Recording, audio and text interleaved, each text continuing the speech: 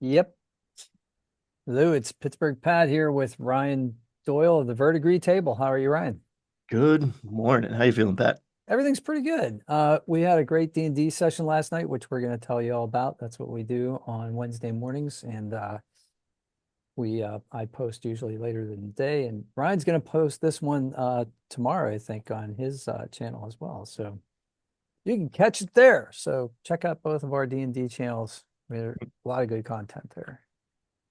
I basically focus on like newer players and we talk about like tips for new DMs and also for new players. And we got a whole bunch of new rules in the new 2014 uh player's handbook. And we got the DMG coming out pretty soon here too.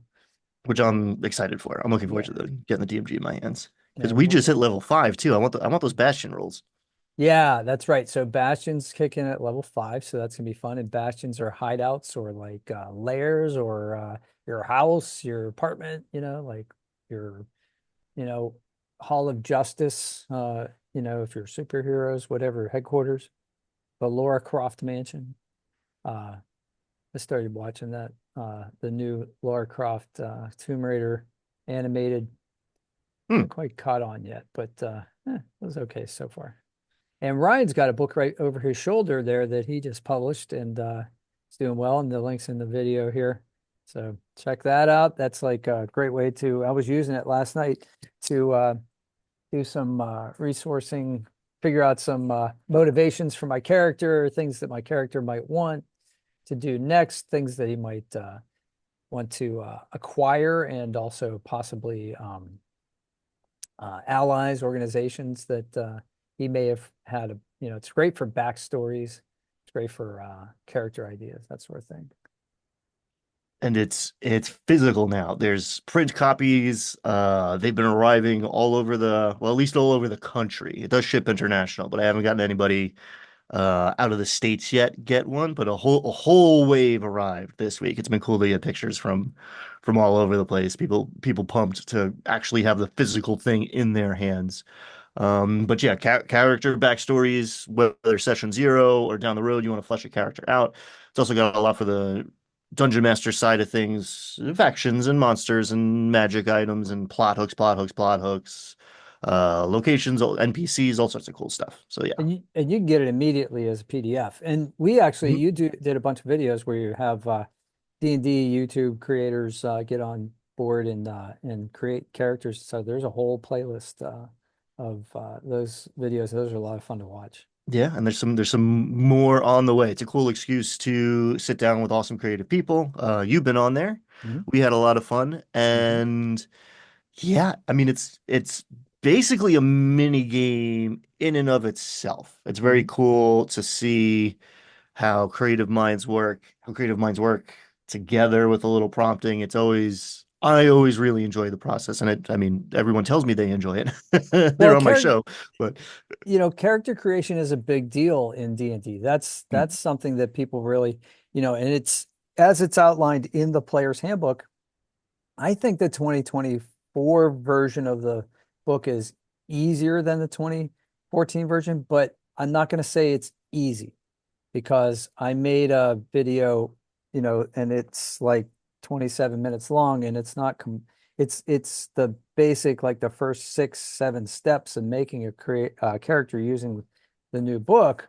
But you know I got a lot of comments from people like, finally somebody took me through step by step. But I'm trying to streamline the process because like I teach younger kids hmm. and new players, and so I'm gonna, yeah, I've been documenting that. So I'm gonna have something soon with kind of like a streamlined fun process. But what your stuff does too is that you give you can sink in as deep as you want, with Ryan's stuff. So check that out. It's pretty cool. So it's Halloween week. Pretty much Halloween's coming up. And so this is this is Halloween related, I guess. It's not really, I don't know if it's D&D related, but I have a question for you. So Shoot. if if there were a house for sale and it had a reputation or there was a rumor that it was haunted, Hmm. would that prevent you from buying the house? Maybe. Maybe. I'm not superstitious, but I'm a little stitious.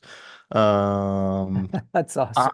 I think that's a Michael Scott line. But Oh, okay. the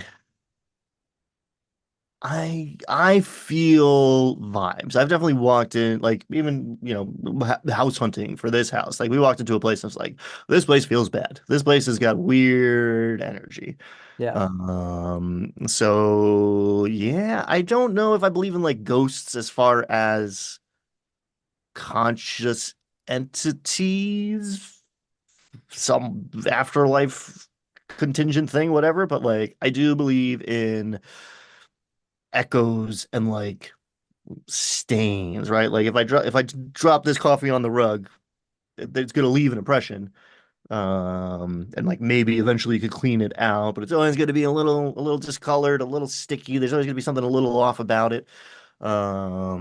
So yeah, I don't think I would buy a haunted house right. if I felt it were so.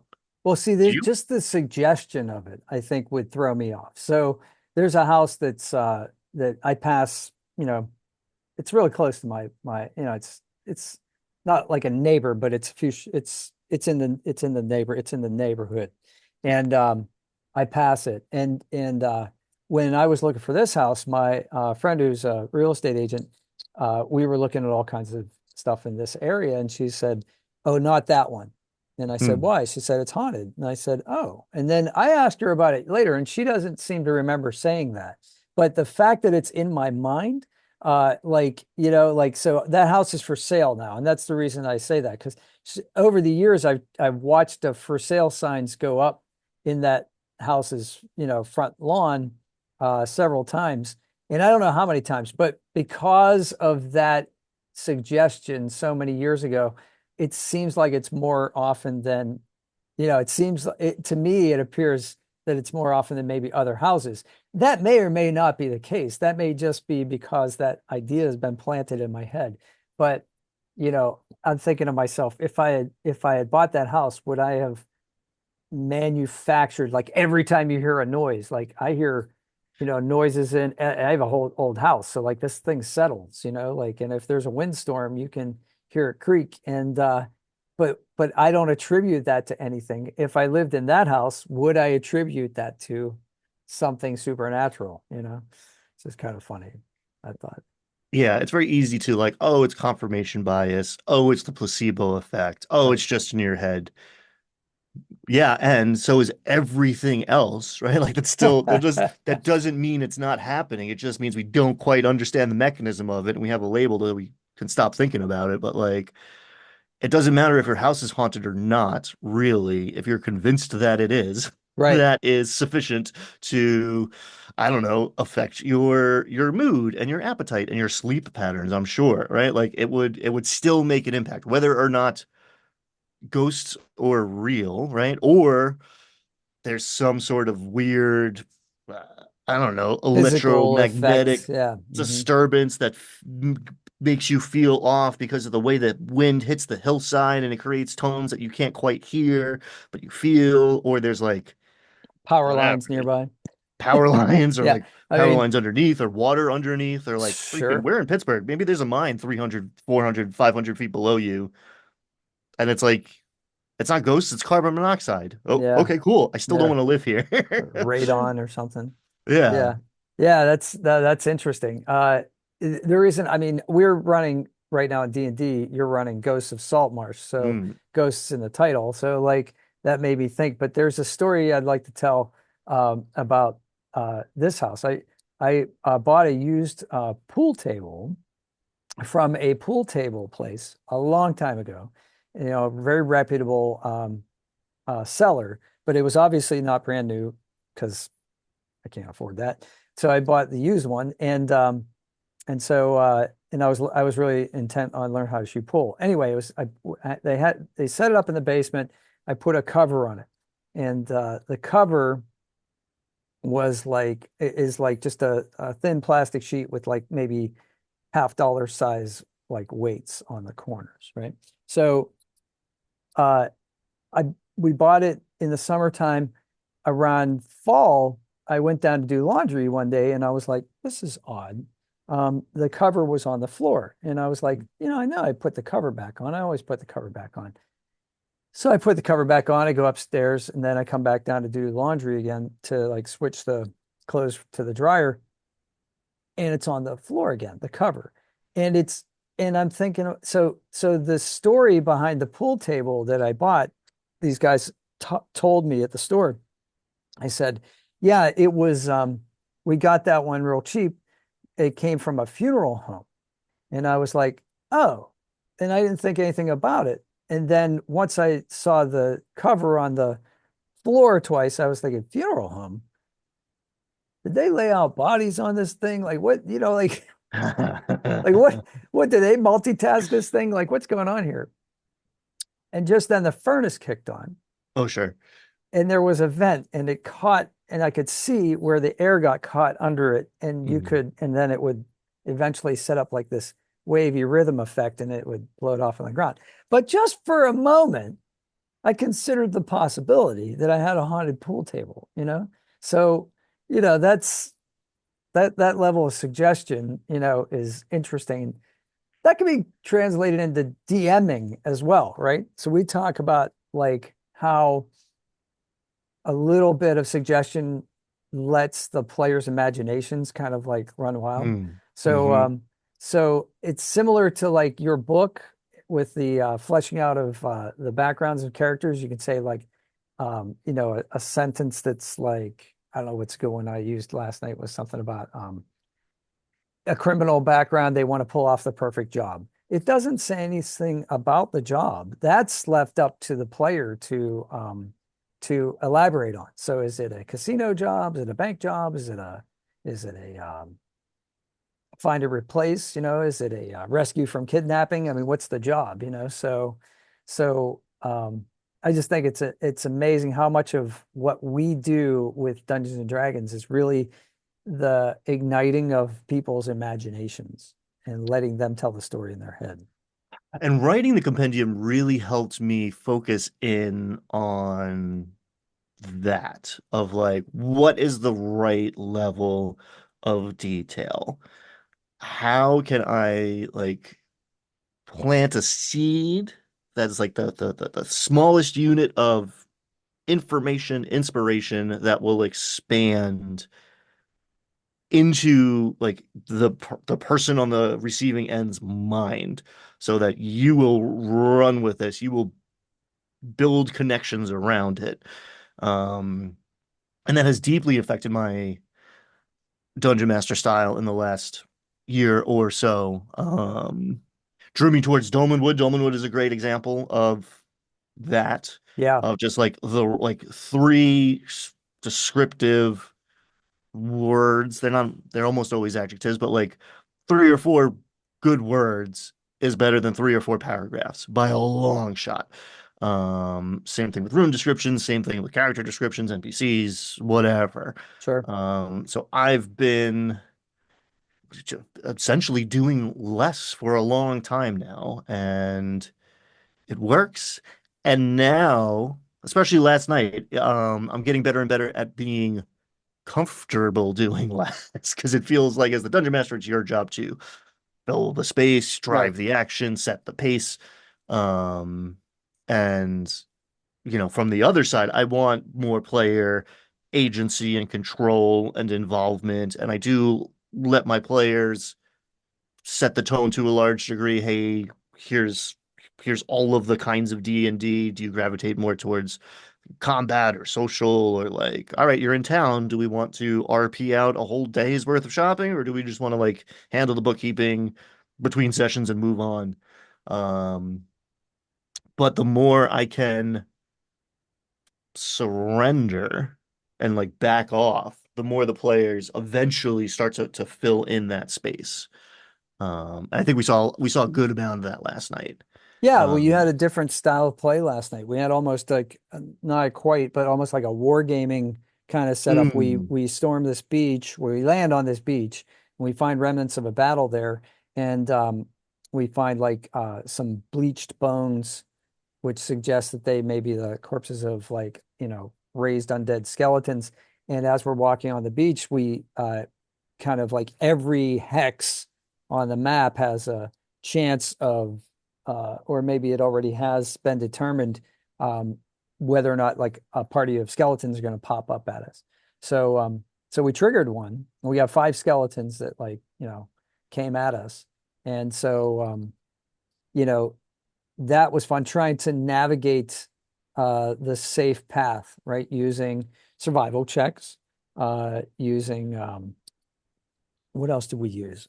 Well, Uh, detect magic was well, huge. that was the solution, right? So, Yeah. So it's set up as written. It's kind of like, all right, depending on how good the check is, that's how many squares you get before you trigger a combat encounter.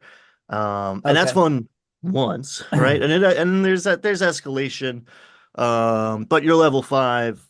I throw 20 skeletons at you. It's still not really much of a challenge, right? It's a logistical challenge to run, and it's an hour of our lives, but it's not that scary. The scary part is navigating this sandy dune windswept expanse to get to the other side safely. Right. So I kind of opened it up. It's skill challengey, just like, all right, you tell me what you're going to do to establish a safe path through here. Someone else has gone through here. Apparently back and forth. There was like a pirate raid that burnt this abbey to the ground. Those guys made it through. You can follow their path if you can find it. Um, and then yeah, detect magic kind of felt like uh a cheat code. I let you roll a D10, like okay, one, it takes you a minute to figure out are there skeletons, and technically maybe you don't detect undead lying in wait for you with a detect magic, but like maybe you do. I don't know. There's clearly some sort of like trap element to it all. So Well, the I fact that ruled it was it. on the beach like made it feel like it was a mine, like you said, minesweeper. I was thinking Yes, of the old guy on the beach with the metal detector, yes. finding coins and stuff. So, yeah, it had a really that was a nice cinematic feel to using detect magic to get through the dunes. So yeah, so I mean, you can, that's the cool thing. You can do different kinds of gameplay like that. Um, the skeletons I have here. Oh, they were a hodgepodge of different bones, right? So that's how we knew like there was some kind of weird necromancy going on here, right? Yeah, you guys got very curious about you try all of the things to gain as much information as possible, which is good. Um, and to a point, it put me on the back foot because there were some like good rolls too. We're talking like over 20, investigation checks and arcana checks and skill checks. Yeah, So yeah, I figured what's an interesting way to convey that there's a ton of skeletons. Like, how would you know that? Like, how would you learn that from like one batch of skeletons that there's probably a bunch? So I was like, yeah, these are like someone had a giant pile of bones, right? These are mismatched Legos, which means they had a ton of Legos. So right. odds are, yeah, there's more than these five that you found so far. Yeah, the as we were playing, I was thinking of that island. Last session you mentioned, or maybe it was the one before, we were talking about the it's on Netflix, Blue Eye Samurai, I think. Oh, yes. So good. Yeah, so I just finished that, and I was watching it the other day, and episode 6 is where the protagonist goes into to this like fortress island, goes through like a tunnel, Straight up a dungeon crawl. That whole totally episode D&D. is 100% a D&D dungeon. Um, Yep. Perfectly scripted. I mean, it's if you haven't seen Blue Eye Samurai, it is beautiful. It's the kind of show you could mute it and put on music, and it would be an incredible experience. Well, Um, actually, yeah, the one episode they do, I think episode 7, they actually do like a kabuki theater kind of like thing, and it goes back and forth Yes. between, and there's this wonderful music and those little blocks that are like Yes. ting ting ting ting ting. Um, Yes. yeah, and it's very well done dramatically. Good pacing. But the D&D episode is what I'm calling it. The dungeon, the breaking into I'm gonna use some of that tomorrow when actually today maybe after school I want to do the pit trap and uh and then I want to do the spiked pit trap thing where it's like how do you get across this thing? Mm. And I don't know. I guess I'll say spoilers for anybody who's going to watch Blue Eye Samurai. So skip ahead like five minutes. But yeah, so I love the idea of like you try to jump across the pit trap and you make it, but then there's another one and you Hmm. jump across that one, but there's two. So like as you're in midair, like the second one opens up and it's like, so now what do you do? So I hope you have feather fall or like, stab the wall and like, save yourself that way. Um, yeah, that's pretty cool. And then what's wrong with just like climbing down into the pit and walking across and then climbing back up, which is fine, except like in the Tomb of Horrors or actually in the Tomb of Annihilation uh, book I'm going to run today. I'm going to adapt that so that there's pressure plates at the end, the far wall where you have to detect those. If you detect those, then you can set them up maybe. But otherwise, spikes come shooting out of the ground. So yeah, it's traps within traps. And the underwater pick locking, Mm. that was Mm. fantastic. Like, let's Mm. add some dramatic tension to this. So you got the water trap, but then you're picking a lock, and so now the DC keeps going up, and that could be a fun way to get your players, especially now because my rogue is level 5. I've got a +10 to sleight of hand. Mm. Um, so right off the bat, I've got an 11 at least. And, so a normal lock picking thing is probably, is likely to work for me. So making it more difficult, how do you do that environmentally, right? So now you're underwater holding your breath, now you got to do it. So it's could be a constitution throw, could be, you know, all kinds of different stuff. I used to have a hard time with traps, like making traps interesting. I think in the old days, maybe it was no, even then, really, even old school style. But like, it feels on paper a lot of the time in pre-written adventures just like a resource tax. Like, all right, we're gonna soften them up before the fight. Right. We're gonna like ding them for some HP. Um, but that's boring. The realization I had of treating traps like puzzles, like traps or Yes. puzzles, Yep.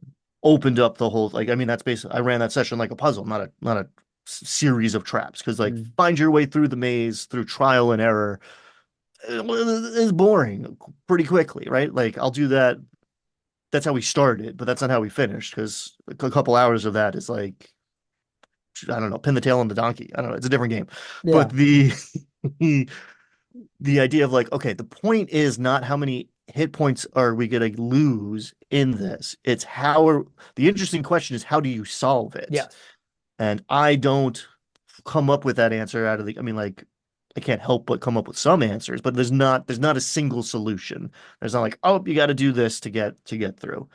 Leaving room for the players to get creative and surprise you makes it way more interesting for everybody. Like, I didn't know how you guys were going to get through it.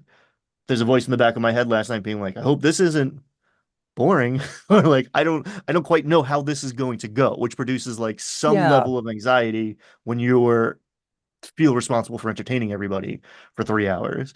Well, But I kind of surrendered to that and let you guys figure out how to deal with the situation, and you did, and it was interesting, and it created a much more interesting situation at the end of the night, which we got to deal with. what do you mean by that? Oh, Uh, yeah. Oh, that's well, you right. left a ton. You managed to get through the skeletons. Yeah. You got through the skull dunes pretty much unscathed. You fought 5 skeletons out of like hundreds, probably. Oh, I Like see what you're saying. you guys made your way through pretty well. You got to the other side and we're like, oh, we should have left like breadcrumbs or something. We did not mark our trail in any way. I was like, I You thought that. noted that. Um, and you guys, so you got to the Abbey. There are survivors from the raid.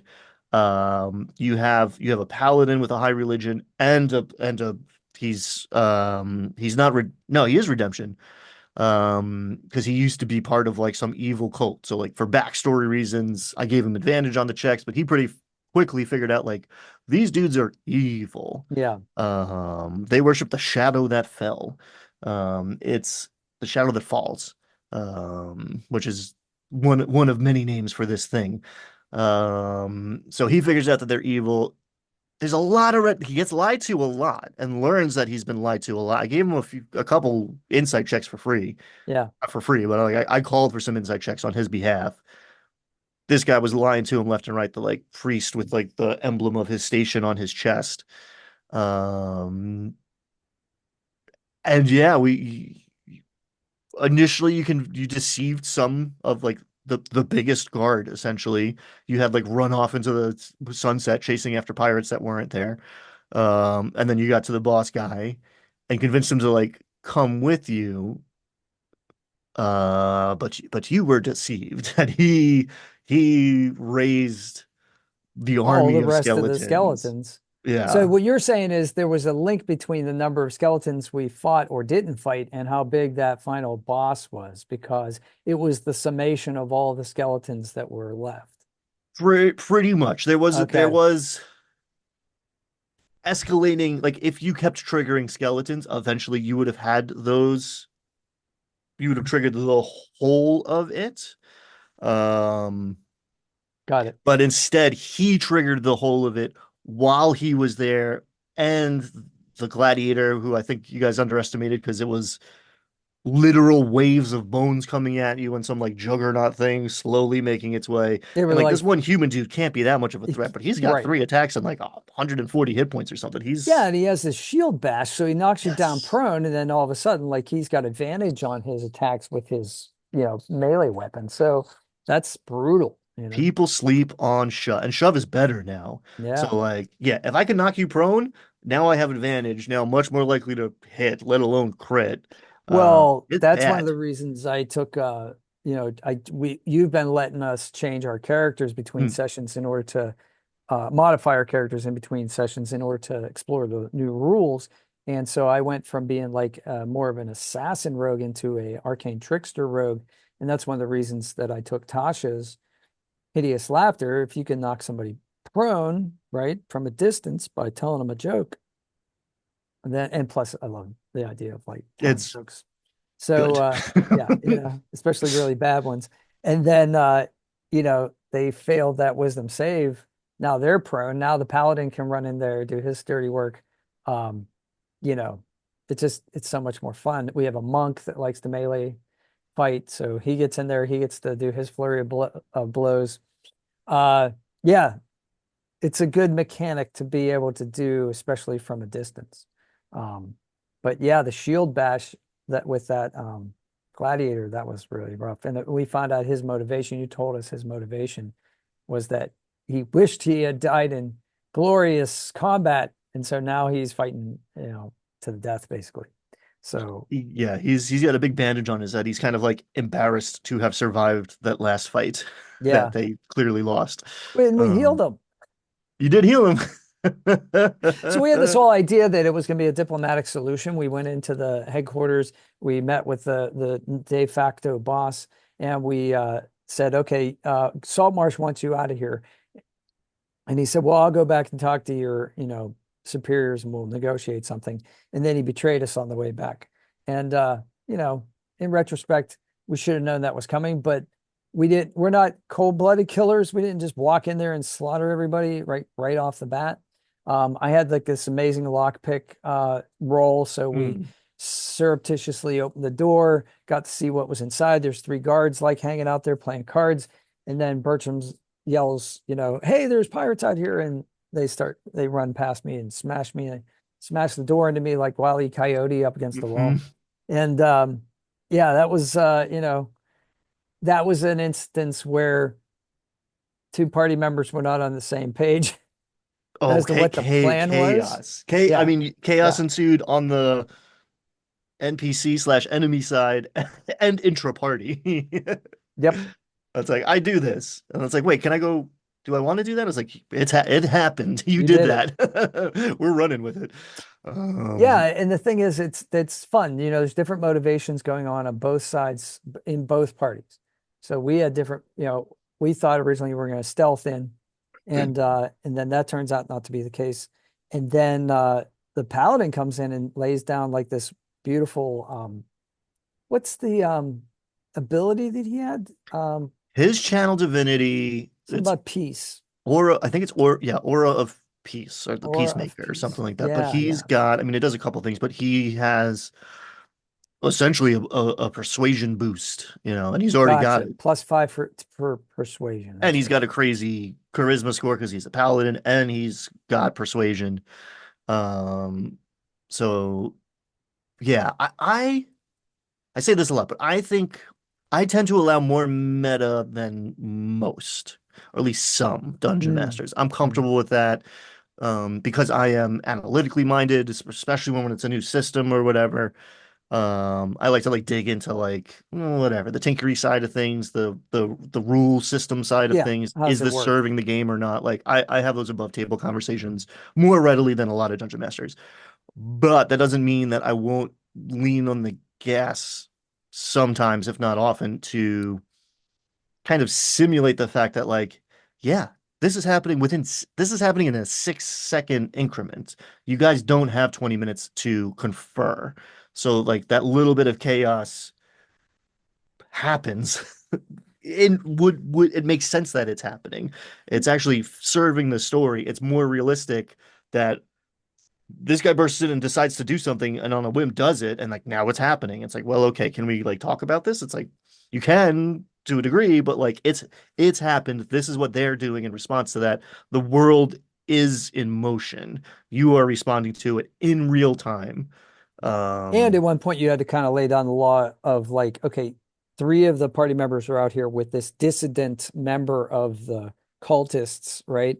Who doesn't like the leader. And then the other two are in with the leader. So you can hear this, you can't hear this. So, we're all at the same table and we could hear each other last night. We didn't have the ambient noise wasn't terrible at the gaming store. So, but you know, your players, your characters can't hear it. So act as if they can't hear that yet. They don't have that and knowledge. I think it's a privilege to have a good player base that I get to allow that much meta and then also believe in my players drawing that line between like, okay, you know this, but your character does not act accordingly. Right, Maybe when we're running for 11-year-olds who are just learning the game, we don't have that luxury as much right. to enforce that line of like the bleed or whatever. But the benefit of having like experienced players who are committed to the verisimilitude, the truthiness of the game itself. Is that like, yeah, cool, you guys can talk about this to a degree, but your characters are upstairs having one conversation, you two are downstairs having another conversation. You don't know what's happening between the two. Right. Therefore, whatever. Well, The consequences that are there. on a higher level, it's almost like you know, a director and an actor, right? So, Right. so maybe you need to know this. Maybe your character needs to know, maybe the actor needs to know this in order to know how to play the character, right? Correctly. That's Yes. really hyper meta. The you know, maybe they don't, right? So maybe you keep them in the dark. So, did David Prowse have to know, who Luke Skywalker's father was, in order to play what he did inside the mask? Well, the actor after the fact says that he said that he needed to, but on screen it didn't matter, right? So Mhm. like, he was told something else. He was told that, you know, Obi-Wan killed his father or something like that. So, when the line got delivered, it was still a secret. And that was for even bigger meta reasons, right? So that like the secret didn't get out before the movie was released. But it's something that I do bring up to the kids because I think it's important. What I try to do with the kids, especially middle schoolers, the grade schoolers really don't have too much of a problem with it, but sometimes the middle schoolers do. Isn't It's isn't like, that isn't that interesting? yeah, right. It's Isn't like that interesting? this is pretend, this is real, right? So you're playing this, your character knows that, but you don't know that, It's right? like we forgot it. It's not like we're learning this new skill. It's like, oh yeah, you knew how to do this when you were 5 years old. Yes. Remember how to play. Yep, that's what it is. Technical thing. Find familiar Mm. is not instantaneous. No, there was so and I'm not convinced we lost D&D Beyond last night for an hour or two, which complicated some of our gameplay as well.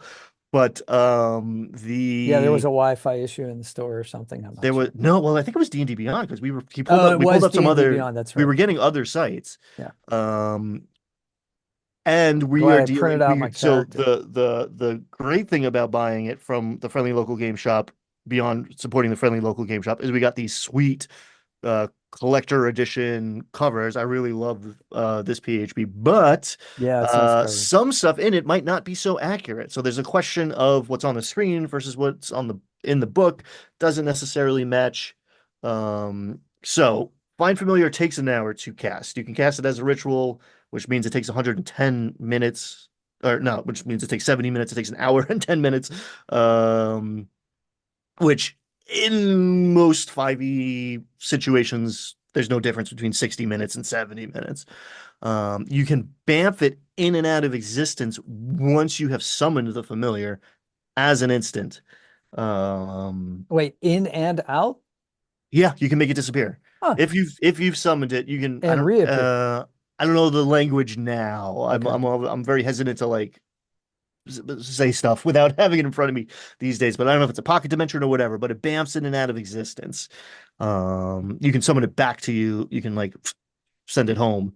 But you don't have to cast the spell again to bring it back. Once it's around until it dies. And you're I talking about see. something that has one hit point. So, if it's in an AoE effect or something, it can very easily die. That's And pretty then cool. it takes time to and money. I believe it's 15 gold pieces, or it used to be 15 gold pieces of whatever, like Burning incense and incense charcoal. worth of 10 plus gold pieces. Yeah. 10, okay. Hmm.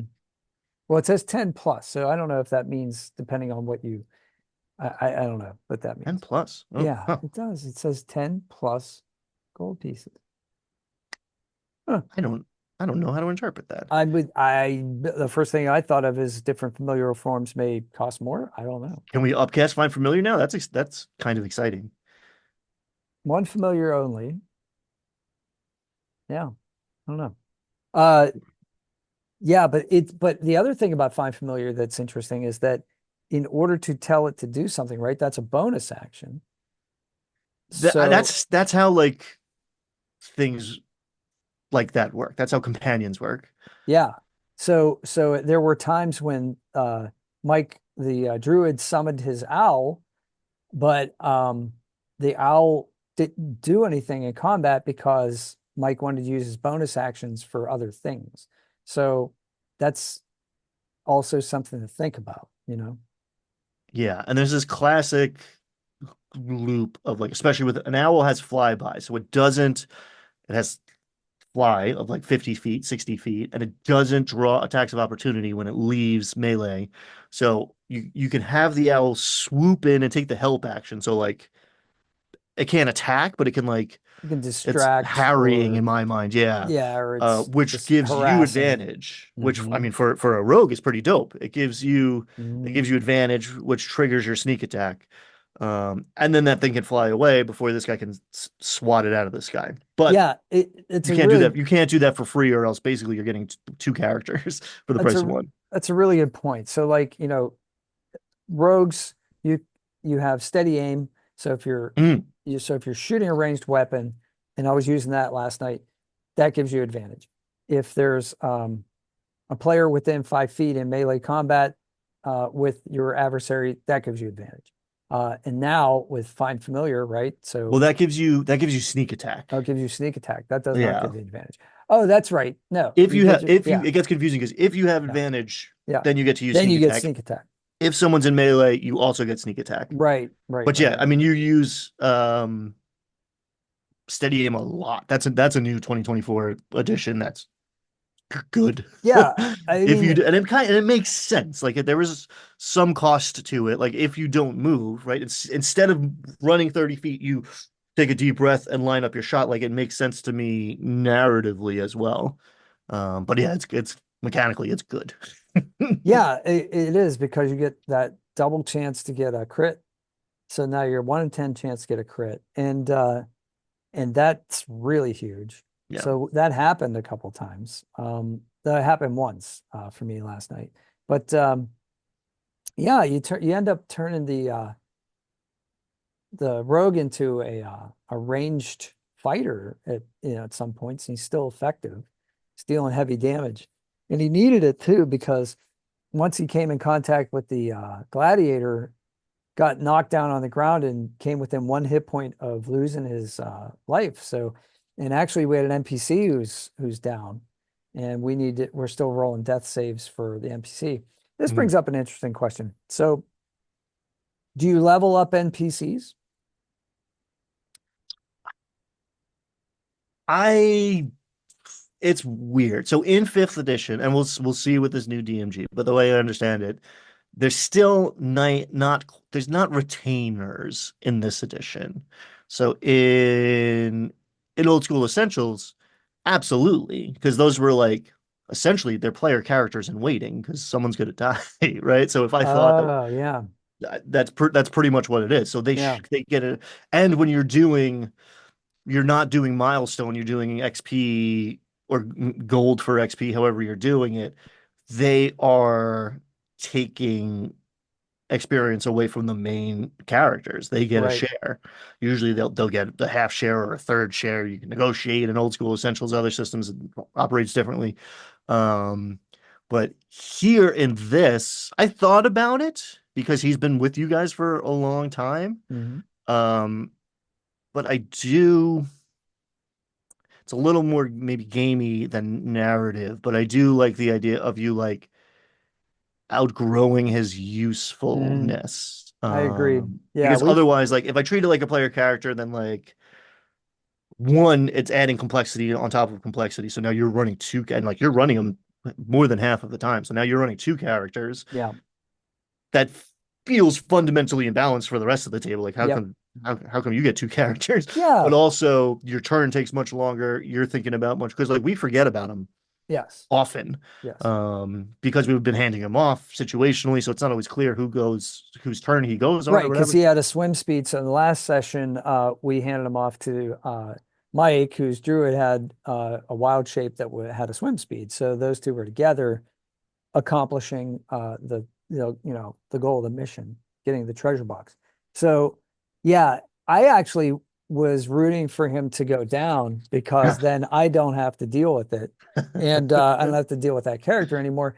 So I do understand, like as a player, I'm like kind of like, okay, his time is he's served his purpose, but yeah, but narratively, I just thought it was interesting, like how you thought about that, because I thought, well, this guy's been around for a while. He should be able to level up at some point, and he's only got an armor class of 12. We should have bought him some armor or something? I don't know. Like we could have done that.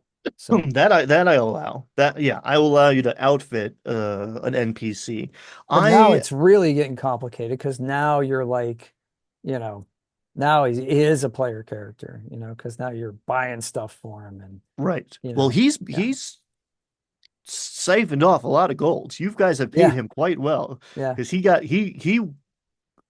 a share like on that first mission, and that was 4 missions ago. And you guys have had some pretty good paydays.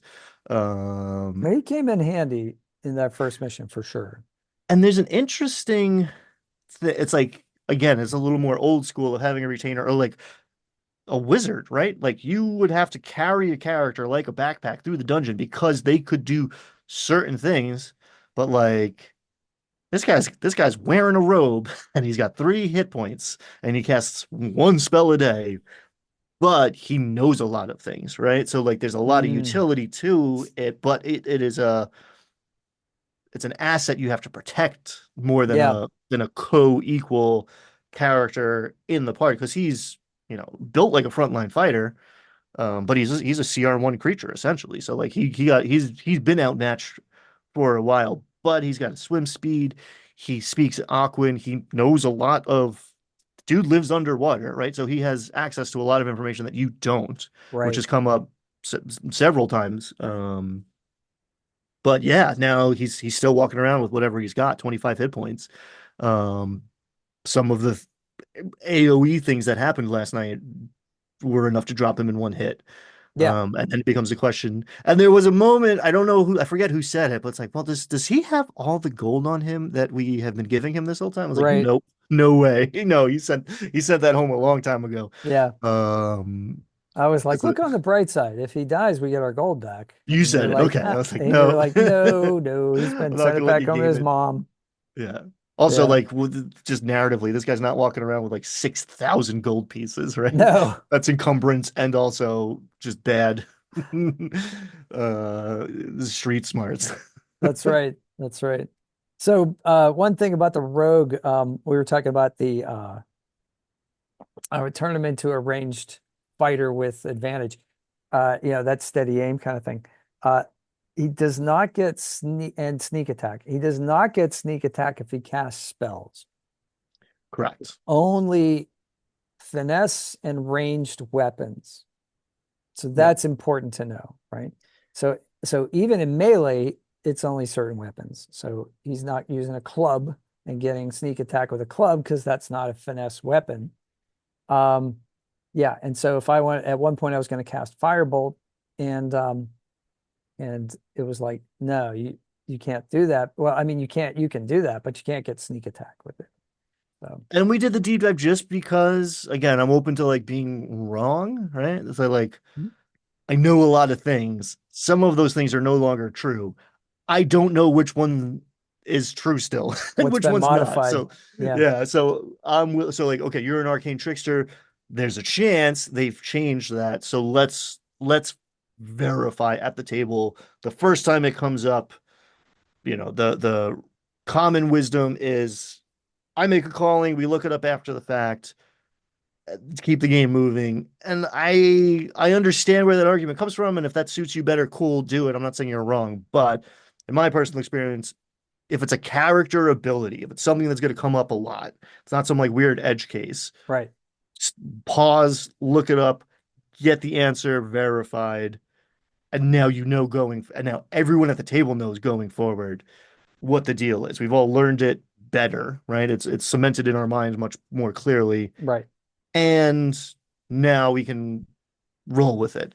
But yeah, the way I understand sneak attack narratively, it's like it's dex based, right? It's agility based. Like you are sneaky, but you're also good at like finding the sweet spot, right? It's right. not like it's the That's kidney right, shot or something. You're right, finding you're finding the chink in the armor to right. hit. That's right. And that's not a strength thing, that's a finesse thing, right? The rapier gets in there. It's the That's not just ability it's to not the put it club or the right. axe. Yeah. Yeah. Yes, exactly. Exactly. It's not a bash. So yeah, that's the way it works. I think well, that's the thing. When we stop and we look up the rules, it benefits all of us because we are learning basically half a new system. And and we're learning these rule changes. Like you said, it benefits everyone because we're the type of table where we chime in and we all look it up. So like if three of us have the book, we were looking stuff up. So like when the monk Craig's character was trying to do deflect attacks, Mm. and we were trying to determine whether that's in each combat encounter or if that's once a turn. And the difference being that someone attacked him on its turn, but it was in the same combat round, right? And It's a reaction. It's a right. reaction, so he So can he'd do it already once. spent it once that Yeah. round, or he'd spent his reaction that round. So Yeah. he couldn't do that when he got attacked directly. He couldn't deflect it a second time, not until it's top of the order again, right? So Which I knew, but kind of lost track of actually because we had this deep conversation about, all right, if you deflect an attack, you drop it down to zero, yeah, right? And it was the gladiator shield bash, right? There's consequence. Now you're making a strength save to stay on your feet. If what if you have done a thing to reduce the damage to zero, are you still making the save now? And if there's an answer, let me know in the comments. Like, give me chapter and verse, man. Because I don't know, and I waffled for a while and figured I got to a point where it's like, okay, if you spend the key point to redirect it, that Hmm. absolutely answers the question for me. Where you have like a Kaido this thing, and like you know, at one point he's a little gnome facing this big guy, so he slams the shield into this guy's chin. Cool. Absolutely, you're not making a save. In a different iteration, I gave him advantage on the check. This doesn't hurt, but it's still there's a force hitting you that would knock you prone, even if it doesn't hurt anymore. Yeah, Like maybe you are, you know, falling with it. You know, maybe you're rolling with the punch, but it's still going to put you on your back. But you're more likely to roll out of the way. not It's taking a very damage. interesting interaction, and I wonder if there's probably an Unearthed Arcana tweet somewhere, which I hate to reference those if it's not in the book. I don't care what it says on Twitter. But let me know. There's got to be. We can't be the first able to come up with that question. Although I don't know, man. It's only a month old. they did change. Well, that's what it is. They changed the monks. It used to be deflect missiles, and Yeah, now it's deflect attack. right, So it's possible with a lot more, right? If I do a bite attack that has a swallow and you reduce the bite to zero, do I still get an opportunity to swallow you? right. I don't know. And like my first impulse is like narratively, like doesn't I can make it make sense in the story either way. Like it doesn't Sure, hurt, but sure. you're still going in She that got mouth. swallowed. Yeah. Um, so yeah, I don't know. That's an interesting one I got to think more about. Hmm. Yeah, So that's a situation where I just okay, couldn't find the answer quickly, right? There's an amount of time I will spend trying to verify the answer in the book, and if that seems like it's not there or it's taking yeah, more than a certain amount of time, and that's just vibes. I can't tell you that I'm setting a stopwatch or something. right. There's a point where I'll just make the call to keep it moving. So it's not hard and fast that we have to find the right answer to this character ability. If we can quickly and easily, cool. We're going to do that at the table. If we can't, then like, Well, okay, that's why the declaration is there that the dungeon master makes the rules yes. so that the story can keep going, right? So you don't just fight for an hour about what's going on, And unless again, that's what you like to do, and that's totally fine too. Like if you yeah, want to learn the absolute law of the land, rules as written, then that's totally fine. But you know, sometimes that's enough. Let's just get on with it. right, keep it moving. And we did a thing which I hate doing. Mm. I like really considered ending super early last night. We've ended early a couple times recently, which like we usually go like the store's closing, right? I'll find the opportunity to Yeah, create a actually, cliffhanger or something. Like I'll be right. watching the clock for the last 20 minutes. We had to do that last night. Um, you guys sealed the deal very quickly last time, and then we leveled up. So there was like a natural reason for like, you know, going home. I mean, whatever, maybe an hour early. Hmm. But it was like 90 minutes before the session typically ended, and the table was set for just like a massive combat. You were having like the equivalent of three fights were happening together in waves. It was just like it's very, and I knew it was going to be epic and cinematic, and I was excited for it. But I was like, I don't know if we're going to do this in 90. Right. And it turns out that we didn't. So like I watched the clock for essentially like around every round. I was like, okay, do we have one more round in us? And Well, we that's took pictures of the board and like very carefully recorded where we're at, and it does feel like a good moment to pick up. It's nice to start in the midst of a fight. But I don't like hitting pause in the middle of a combat. well, that's a good DMing though, is keeping track of that, right? Because before we got kicked out of the store, we were able to be, courteous to the store owner and finish in a timely fashion. So he can go home, sleep, and come back early in the morning. And you know, the I never have a problem with the go stopping early is fine for me because then I get to go home see my wife, and that's totally fine. But I'm cool with that. But when like say like tomorrow night at Adventure League, I'm kind of like rolling through like what I'm gonna do today. tomorrow, what I'm going to do tomorrow today. So I'm thinking like one of the ways that if you say, okay, I'm going to have a 2.5 hour session, but you always want to have a little bit extra prepared in case they do solve that puzzle really fast, right? And then, because you don't want to cheat them, but also, you want to reward them. You don't want to like just unnecessarily throw something in there if they do circumvent a combat, Right. but you do want to make it interesting. Waves are a good way to do that, right?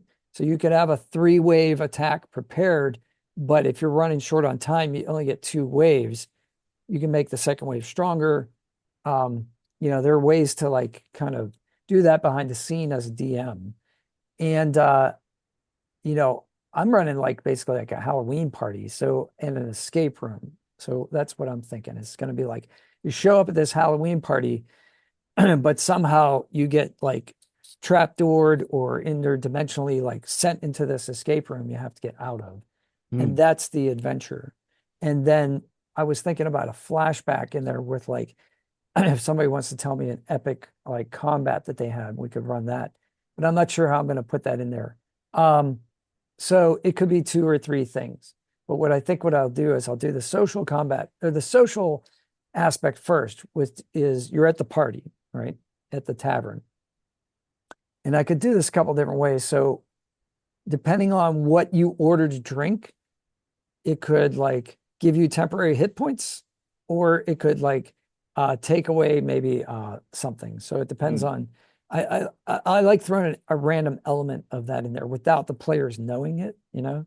So if they're like, "Yeah, I want to have an energy drink," okay, great, like you get 4 temporary hit points. But you're gonna like quaff 3 ales. Okay, you're gonna make a Constitution saving throw. Um, but but yeah, so I'll do that and then do the escape room, which will be like a couple puzzles in a row. And then when they get back to the room again, I think then I'll have like some of the masquerading creatures become monsters and they can fight. They can have a bar fight. And then I think so those 3 things should do 2.5 hours, I think, you know. Because it does feel, I don't know exactly how you just phrased it, but it does feel like there's some sort of obligation is maybe too strong of a word, but this idea of like, I'm running a game tonight. I have come prepared with 3 hours worth of, with a session's worth of material. And part of that kind of means having at least some of next session, if we're talking about a campaign situation, not just one Right. shot, but there's more than enough because I don't know how quickly you're going to solve this puzzle or whatever the thing. Like this could take an hour, this could take a minute. I need more than whatever the 3 hours of material to fill this space. And I only have 3 hours, right? Because the other side of the coin is like, you got work in the morning, it's a school night, whatever. The idea of like, oh, we didn't finish because I didn't manage this production well, also feels bad. So it's a balancing act. But once in a while, like that last week, like or 2 weeks ago, I had an impulse to pad essentially. I was like, oh, this is good. You've solved this very quickly. I should throw more on the table here to fill the time. But it didn't feel, it felt like removing your victory condition. Like you guys Yeah. did a lot of things right. You solved it. So okay, cool. Like, hey, revel in it. Like one, okay, you have I'm looking forward to go to see my wife. Like we have lives outside of D&D. Mhm. Um, but also like, hey, cool. Like you here's a peek behind the curtain. Like you finished this way faster than I anticipated. Good job. And like Right. you get to kind of like bask in the glow of that for a That's minute. your Yeah. reward. Yeah. Well, now that we're level 5, we'll have our bastions too. So that's a nice that's a thing that you can fall back on now. So if the session does go 1.5 minutes, or 1.5 hours, we can sit around and talk about how we're gonna, flesh out or feather our nests. Yeah. But Downtime is good for that. Town stuff. I mean, we did level up and we did town stuff. So like shopping and going through, and like we have a magic item vendor that you order stuff from, so like Yeah. that eats up a lot of time and like energy and Well, now we're gonna thought. have magic item crafting, so like we can do that kind of stuff. Like, there's a whole bunch of stuff we can do at the table now that's not just strictly campaigning, which is nice to have those other options, And one thing I used to doing do a lot together. more of is like character-based questions, right? Like reflections on, we'll do like recaps in the beginning of a session, but Mhm. like, okay, what happened is one set of focus. And then like, what did your character think about all of that? How did your character feel Right. when they were on the ground bleeding out? Like, what did your character think when that door slid open and the giant evil thing poured out of there? Like, Well, it gives getting your players to fess up about that, or at least like think about that stuff and audibly, gives the DM a chance to do further plot hooks down the road for oh, sure. individual characters, and that's always nice too. So yeah, but that sounds like an entirely new video for another day. So thanks a lot, Ryan, and that was a great session, and I learned a lot last night, and I'm going to take a lot of that stuff into today and tomorrow when I Awesome. do that Happy to hear stuff. it. Yeah. So, all right, everyone. Thanks for being out there. Thanks for subscribing. We'll see you on the next one. Bye.